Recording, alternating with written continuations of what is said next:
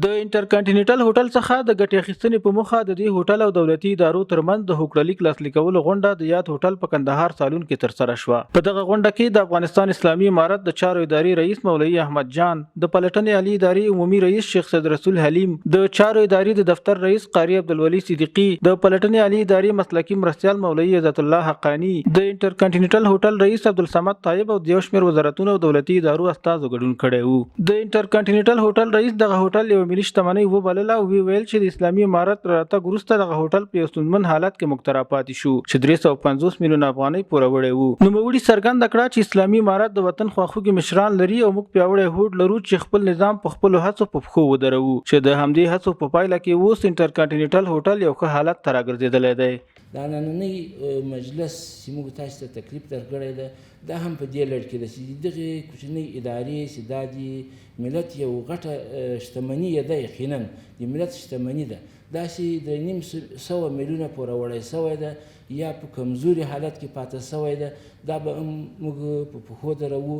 او دا هم دا مجلس هم د دې لپاره جوړ سوی ده چې تاسې مشورې واورو او د تاسې نظرونه واورو. د چارو ادارې رئیس مولوي احمد جان د انټرکانټیننټل هوټل او دولتي ادارو ترمنځ لږدې کار کولو ابتکار د ستایلو وړ او یو هڅونکی ګام وباله او زیاته یې کړه چې د اقتصادي نهادونو پیاوړتیا سره د ملي اقتصاد پیاوړتیا ته زمینه برابرېږي. که زموږ ټول عایداتي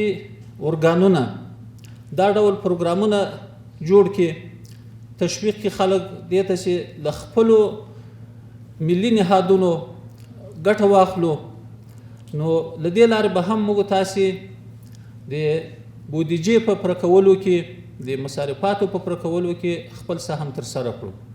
مولوي احمد جان همداراز وویل چې د مالیې وزارت لوري د کورنیو عوایدو څخه د 3 میاشتنۍ او ورپسې د کلنۍ ملي بودیجې جوړولو دا ثابته کړه چې موږ کولی شو د دولتي کارکوونکو معاشونه له خپلې کورنۍ بودیجې څخه ورکړو. نوموړي زیاته کړه په دې برخه کې د موږ تاسې ټول ارګانونه مکلفیت لري چې خپل عایداتي برخې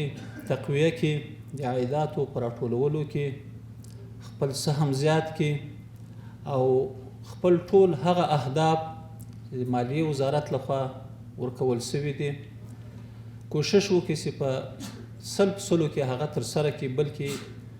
تر دې هم یو څه وړاندې ولاړ شي. په دغه غونډه کې د انټرکانټیننټل هوټل تجارتي امریت له لوري پریزنټیشن هم وړاندې شو چې د یاد هوټل د تاریخي، ملي او بین المللي ارزښت او ښو امکاناتو په تړاو پکې معلومات وړاندې شول او همداراز یادونه وشوه چې د دې هوکړلیک په پایله کې به د دې شرکت عواید لوړ شي چې د مالیې وزارت لوري به ملي بودیجې ته اضافه کیږي. په پای کې د یو شمېر وزارتونو او دولتي ادارو له لوري د انټرکانټیننټل هوټل سره د ګډ کار کولو او له دې هوټل څخه د ګټې اخیستنې هوکړلیکونه لاسلیک شول او د هوټل له لوري ورکړل شوي تخفیفونه او شرایط د اکثرو دولتي ادارو لخوا تایید او د منلو وړ وبلل شول.